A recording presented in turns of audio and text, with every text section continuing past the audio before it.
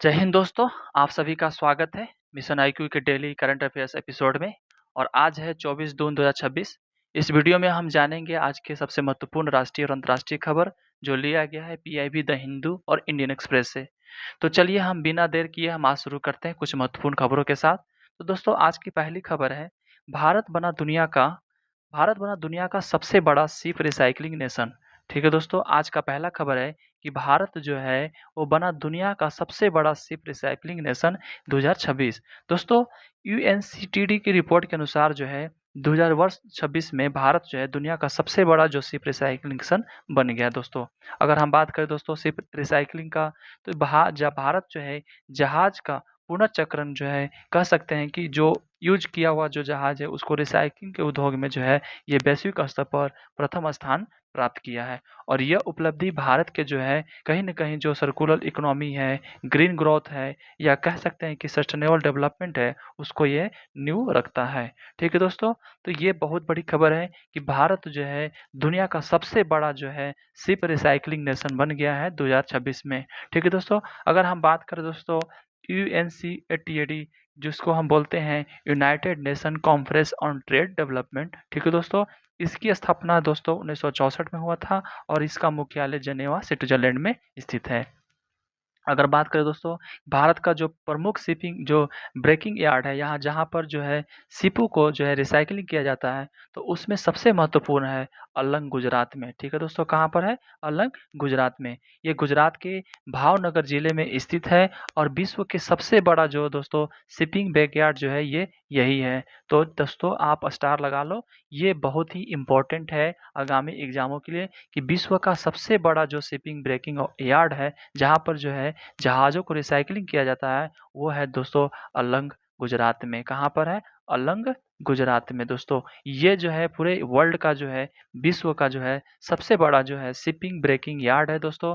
और भारत में जो है यहाँ पर शिपिंग रिसाइकिल उद्योग का ये एक बहुत बड़ा केंद्र भी है दोस्तों। अगर हम बात करें दोस्तों, तो इससे जुड़े हुए जो शिपिंग वगैरह से जुड़े हुए अगर हम बात करें, तो एक कन्वेंशन है जिसको हम बोलते हैं हांगकांग कन्वेंशन। ठीक है दोस्तों, और ये जो है दोस्तों जहाज पुनर्चक्रण की सुरक्षा और पर्यावरण संरक्षण से संबंधित जो है ये कन्वेंशन है दोस्तों। और ये जो है ये आईएमओ के अंतर्गत जो है वो आता है।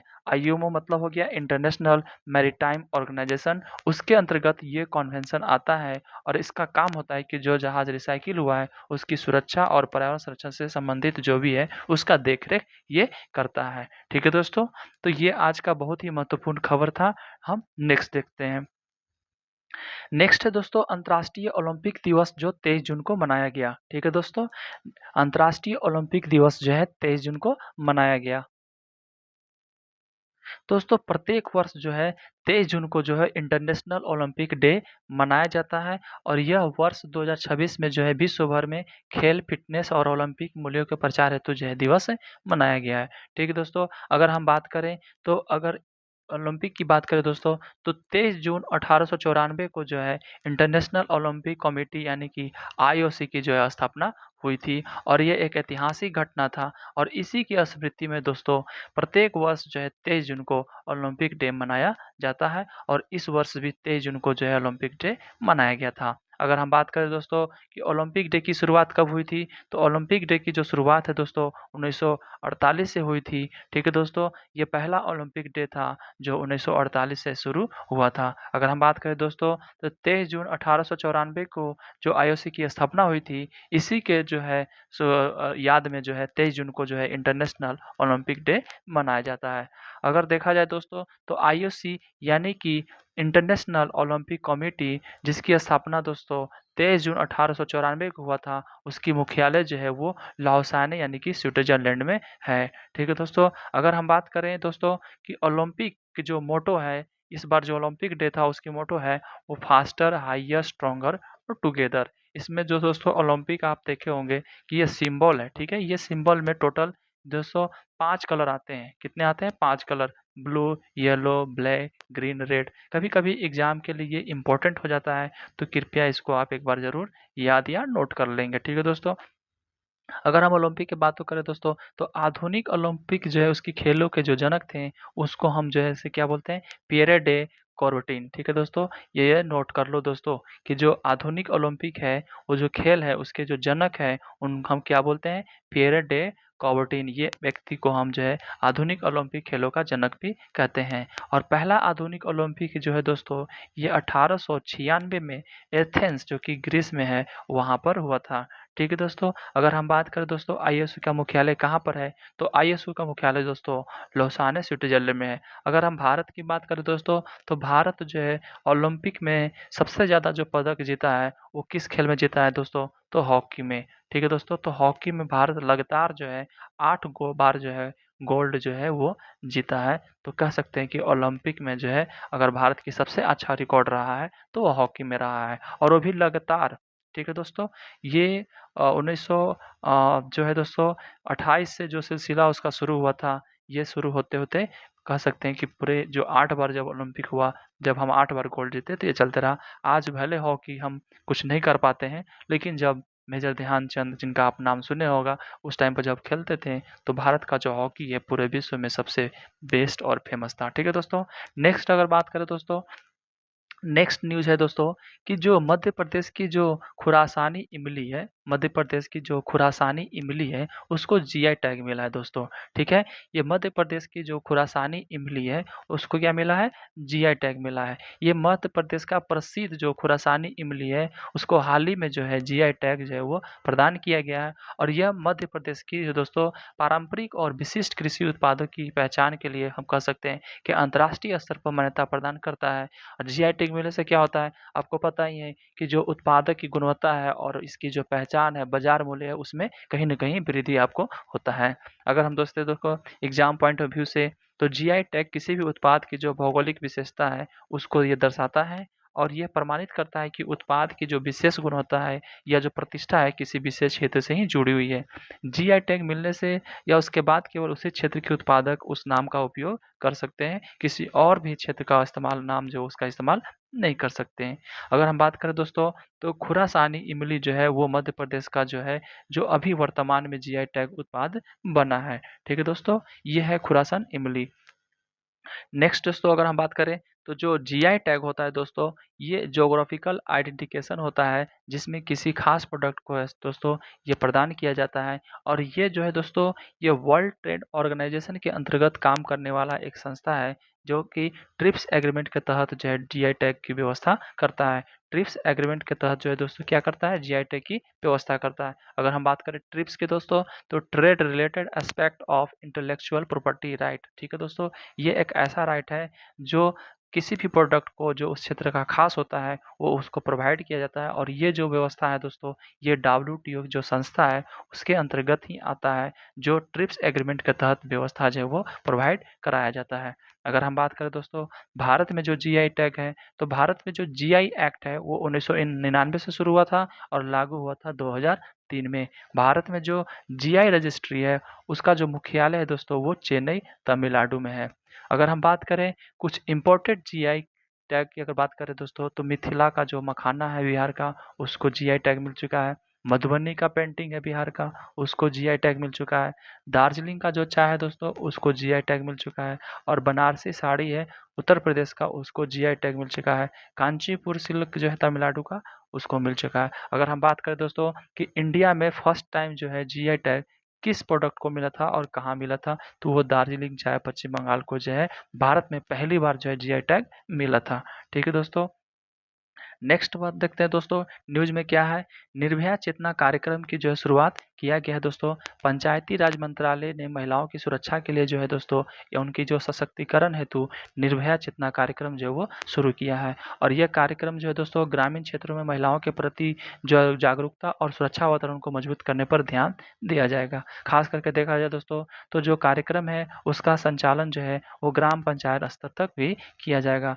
कुछ एग्जाम पॉइंट ऑफ व्यू से दोस्तों देखें, तो संविधान के अनुच्छेद 15(3) के जो है तहत जो है महिलाओं के लिए विशेष प्रावधान बनाए जा सकते हैं, ऐसा अधिकार दिया गया है। पंचायती राज संस्थाओं में महिलाओं की जो न्यूनतम आरक्षण है वो 33% जो है प्रावधान किए गए हैं और कई राज्यों में जो ये आरक्षण है दोस्तों 50% तक भी बढ़ाया गया है। ठीक है दोस्तों, अगर हम एक लाइन में देखें तो जो निर्भया चेतना कार्यक्रम है, इसमें ग्रामीण महिलाओं की सुरक्षा, जागरूकता एवं सशक्तिकरण से संबंधित जो एक पहल है और इसको बढ़ावा दिया जा रहा है पंचायती राज मंत्रालय के द्वारा।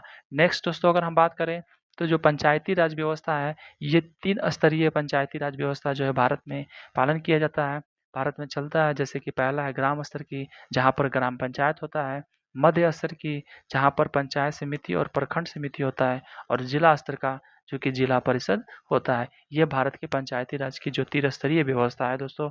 अगर हम बात करें तो 73वां संविधान संशोधन अधिनियम 1992 के द्वारा ये 24 अप्रैल 1993 में जो है इसको लागू किया गया था और ये संविधान के भाग जो है दोस्तों, ये पार्ट 9 में जो है इसको जो है दोस्तों पंचायती राज से संबंधित जो भी चीज़ है, अनुच्छेद 243 से 243 ओ तक की जो है इसमें अवर्णन आपको देखने को मिलता है। ये दोस्तों 11वीं अनुसूची में पंचायतों के 19 विषय दिए गए हैं और प्रत्येक वर्ष जो है दोस्तों 24 अप्रैल को जो है राष्ट्रीय पंचायती राज दिवस भी मनाया जाता है। तो ये आप टिक लगा लो, ये आप नोट कर लो कि प्रत्येक वर्ष जो है दोस्तों 24 अप्रैल को जो है राष्ट्रीय पंचायती राज दिवस जो है वो मनाया जाता है।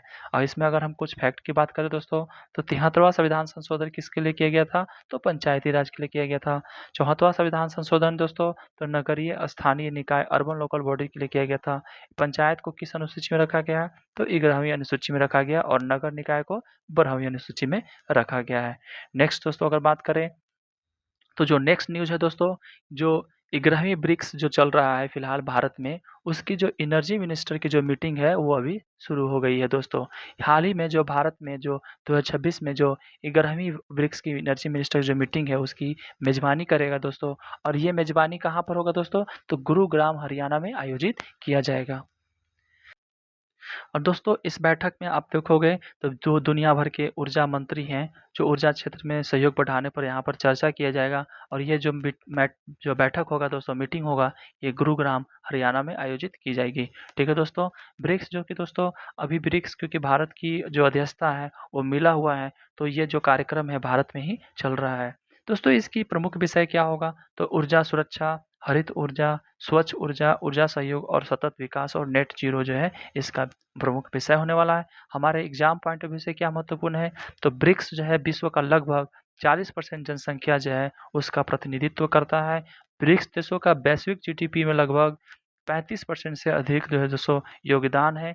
ब्रिक्स का जो मुख्य उद्देश्य है वो विकासशील देशों की आवाज़ को मजबूत करना और ऊर्जा सहयोग ब्रिक्स का जो है एजेंडा का एक प्रमुख हिस्सा भी है। अगर हम बात करें दोस्तों कि भारत की जो G20 की अध्यक्षता 2023 में मिला था, तो कह सकते हैं कि अभी जो फिलहाल जो 1 दशक है उसमें भारत को बहुत बड़े-बड़े वर्ल्ड लेवल का जो मीटिंग है वो जो है दोस्तों ऑर्गेनाइज करने की जो है वो जो है से कि व्यवस्था बनाई गई है और उस तरह की जो है भारत को वो मौका मिला है। अगर हम बात करें दोस्तों ब्रिक्स अध्यक्षता, तो भारत 2026 में इसका जो है अध्यक्ष है और सारे जो ब्रिक्स से जुड़े हुए कार्यक्रम हैं वो भारत में विभिन्न शहरों में आयोजित किए जा रहे हैं।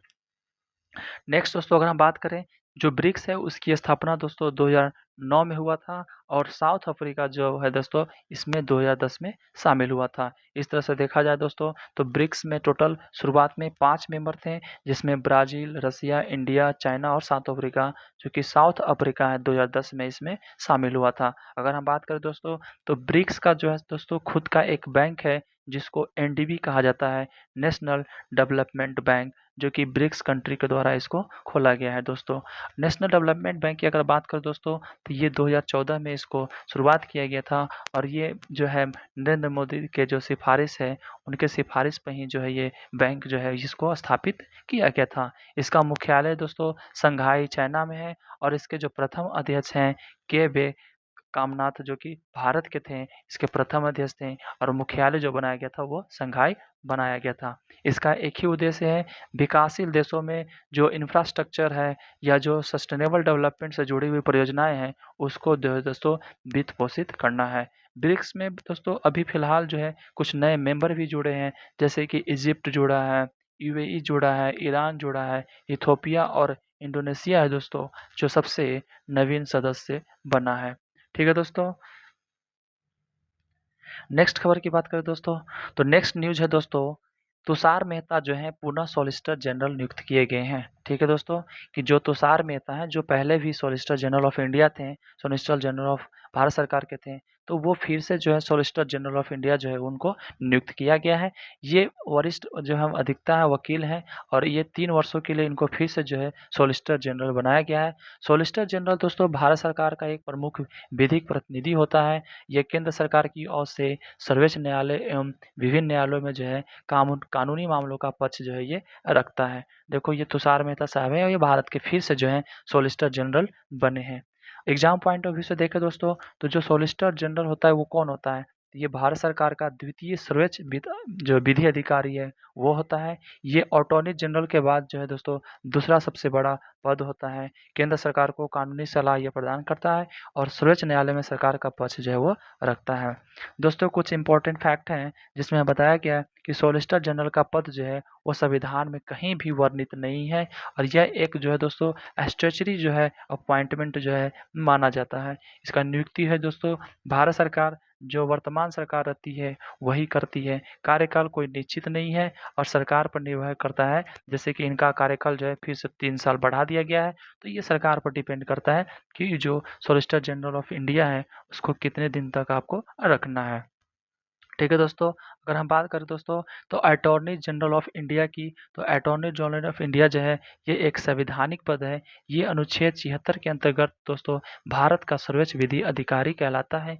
इसका जो नियुक्ति है दोस्तों राष्ट्रपति के द्वारा किया जाता है। इसका जो योग्यता है दोस्तों, ये अटॉर्नी जनरल बनने के लिए वही व्यक्ति जो है योग्य होगा जो सर्वोच्च न्यायालय के न्यायाधीश बनने हेतु आवश्यक होगा। प्रमुख कार्य की बात करें दोस्तों तो ये केंद्र सरकार के कानूनी सलाह देता है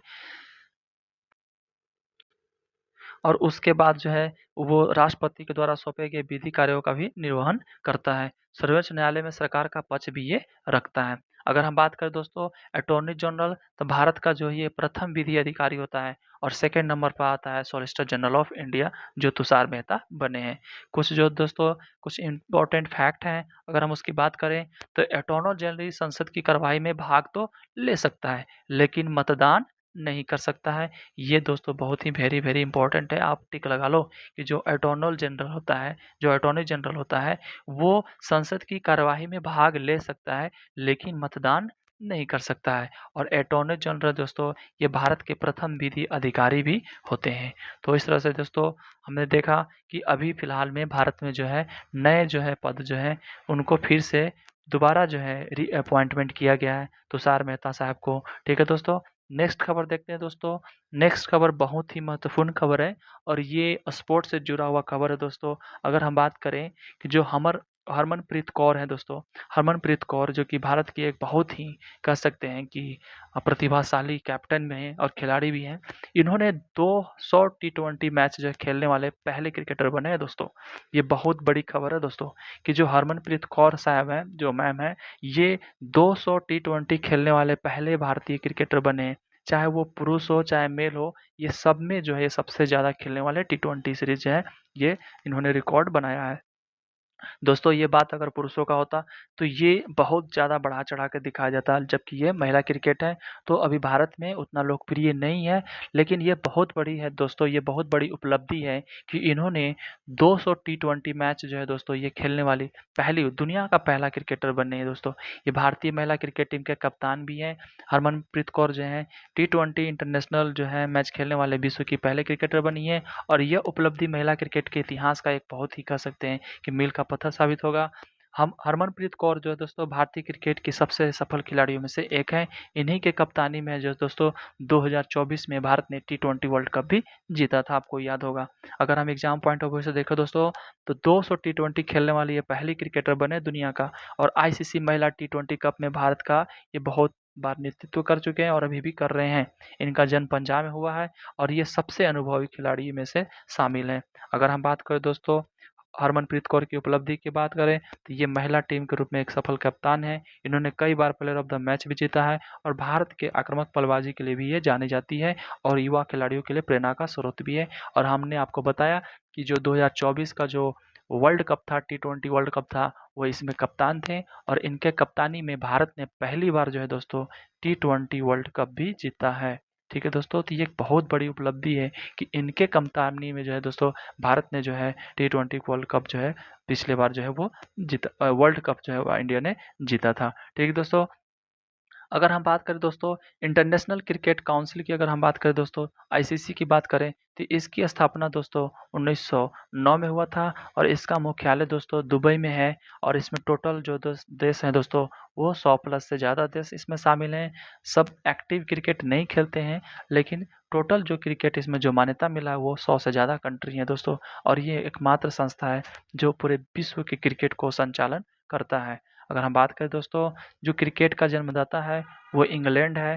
पहला पुरुष ओडीआई विश्व कप है जो दोस्तों 1975 में हुआ था, और पहला महिला ओडीआई विश्व कप है दोस्तों वो 1973 में हुआ था। ठीक है दोस्तों, अगर हम बात करें T20 विश्व कप का पहला आयोजन जो है दोस्तों 2007 जो है वो हुआ था, और वो उसका विजेता जो बना था वो भारत बना था।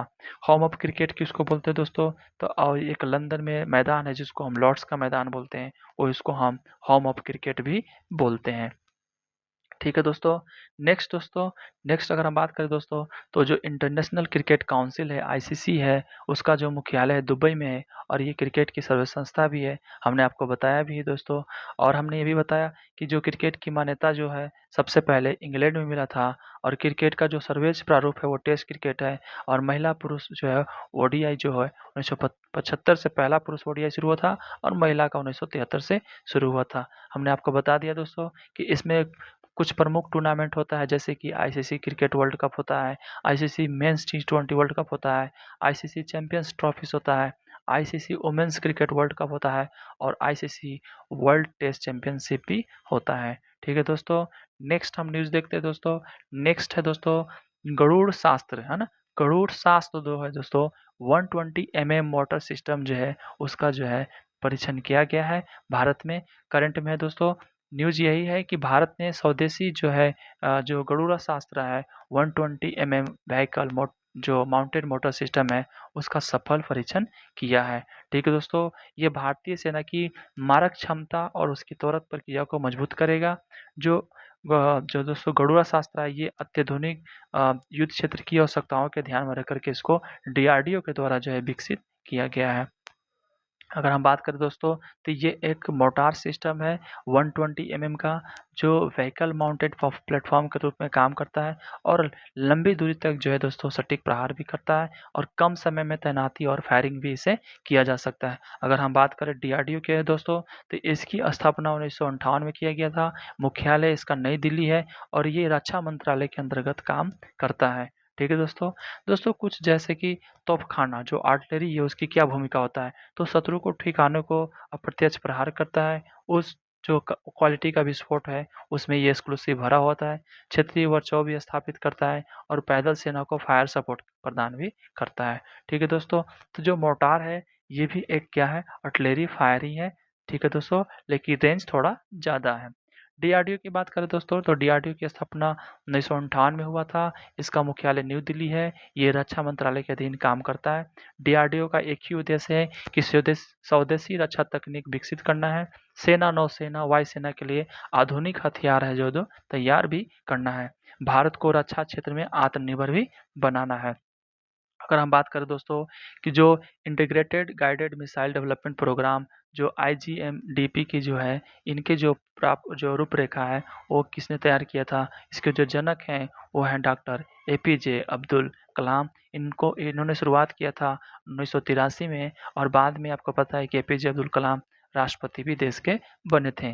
दोस्तों ये इनका ये जो मुहिम है आगे चल कर के भारत के लिए बहुत ही कह सकते हैं कि सकारात्मक साबित हुआ, और हमने विभिन्न तरह के जो मिसाइलें हैं वो बनाए हैं। जैसे कि अगर हम बात करें दोस्तों, तो डीआरडीओ द्वारा विकसित कुछ प्रमुख मिसाइलें हैं, जैसे कि अग्नि सीरीज का मिसाइल है, जिसको कह सकते हैं कि एक बैलिस्टिक मिसाइल है, और ये परमाणु हथियार ले जाने में सक्षम है।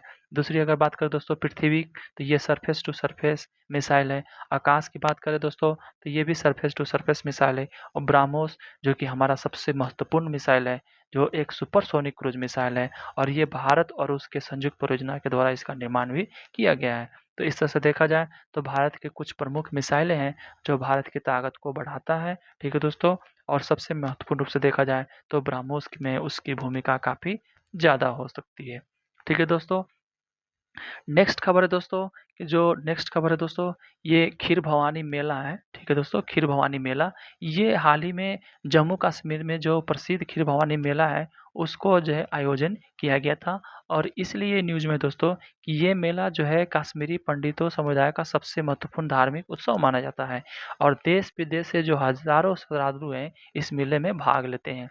ठीक है दोस्तों, तो ये कह सकते हैं कि कश्मीर की आस्था और संस्कृति और विरासत का प्रतीक है। और हम एग्ज़ाम पॉइंट ऑफ व्यू से देखें दोस्तों, तो जो खीर भवानी मेला है, वो माता रागनिया देवी की समर्पित है और ये कश्मीरी पंडितों की आस्था और उसकी संस्कृति पहचान का एक प्रमुख केंद्र भी है। यह उत्सव विशेष रूप से जैश अष्टमी के अवसर पर जो है दोस्तों आयोजित किया जाता है और कश्मीर की सांस्कृतिक एवं धार्मिक विरासत से ये जुड़ा हुआ पर्व भी माना जाता है। अगर हम बात करें दोस्तों खीर भवानी मंदिर की, तो ये तुलमुला गाँव है, वहीं पर ये स्थित है। जिला है गांदरबल और ये केंद्र शासित प्रदेश जम्मू कश्मीर में स्थित है। ठीक है दोस्तों, देवी रागनिया को हम माता दुर्गा का स्वरूप भी मानते हैं और मंदिर परिसर में स्थित जो पवित्र जलकुंड है, ये इसकी प्रमुख विशेषता है। क्योंकि लोग ऐसा मानते हैं कि जब इसकी में कुछ परिवर्तन होता है कुछ समय में, तो इसको यहाँ पर कुछ अशुभ या शुभ होने का संकेत भी दिया जाता है और ये मेला जम्मू कश्मीर में धार्मिक पर्यटन को भी बढ़ावा देता है। ठीक है दोस्तों, मंदिर मंदिर की कुछ प्रमुख विशेषताएँ हैं, जैसे कि मंदिर जो है परिसर में स्थित पवित्र जलकुंड है, इसकी क्या विशेषताएँ हैं कि अगर पानी का रंग बदल रहा है, तो कुछ न कुछ विशेष धार्मिक महत्व जो है, वो यहाँ पर संकेत जो है दिखाता है कि कुछ ऐसे शुभ या अशुभ घटनाएँ का हो सकता है। ठीक है दोस्तों। अगर हम बात करें दोस्तों, तो जो आयोजन का समय जो होता है वो ज्येष्ठ अष्टमी के समय होता है। ये किनके समर्पित है? तो माता रागनिया देवी। प्रमुख समुदाय क्या है? तो कश्मीरी पंडित। और कौन भागीदारी लेते हैं? तो देश-विदेश के लोग जो हैं इस मेले को आते हैं। ठीक है दोस्तों? अगर हम बात करें खीर भवानी की बात करें दोस्तों मंदिर की, तो ये तुलमुला गाँव जो कि गांदरबल जिला में और केंद्र शासित प्रदेश जम्मू कश्मीर में स्थित है। मंदिर में एक पवित्र जलकुंड है और जलकुंड के पानी का रंग जो है वो बदलना विशेष धार्मिक महत्व रखता है। इसे श्रद्धालु हैं शुभ या अशुभ घटनाओं को संकेत भी मानते हैं। ठीक है दोस्तों, अगर हम बात करें जम्मू एंड कश्मीर की, तो ग्रीष्मकालीन राजधानी जो है श्रीनगर है और शीतकालीन राजधानी जो है वो जम्मू है। और सबसे बड़ा जो झील है दोस्तों वो वुलर झील है और यहाँ सबसे प्रसिद्ध जो झील है वो डल झील है और एक दर्रा है प्रमुख जो है कि जिसका नाम है जोजिला दर्रा। हमारे एग्जाम पॉइंट ऑफ व्यू से क्या है दोस्तों, जो गांधरबल जिला है वो किस नदी के क्षेत्र में स्थित है? तो सिंध नदी के क्षेत्र में स्थित है। और कश्मीर घाटी जो है वो पीर पंजाल और महान हिमालय के मध्य में स्थित है। ये आपको याद रखने वाले योग्य है। और अगर हम बात करें दोस्तों कि जो तुलमुला है वो श्रीनगर के निकट एक स्थित धार्मिक स्थल भी है। तो इस तरह का दोस्तों आज का करंट अफेयर्स हो गया समाप्त। उम्मीद करते हैं कि दोस्तों आज का करंट अफेयर्स आपको पसंद आया होगा। अगर आपको पसंद आया है तो लाइक, शेयर, कमेंट और सब्सक्राइब ज़रूर करें। बहुत-बहुत धन्यवाद।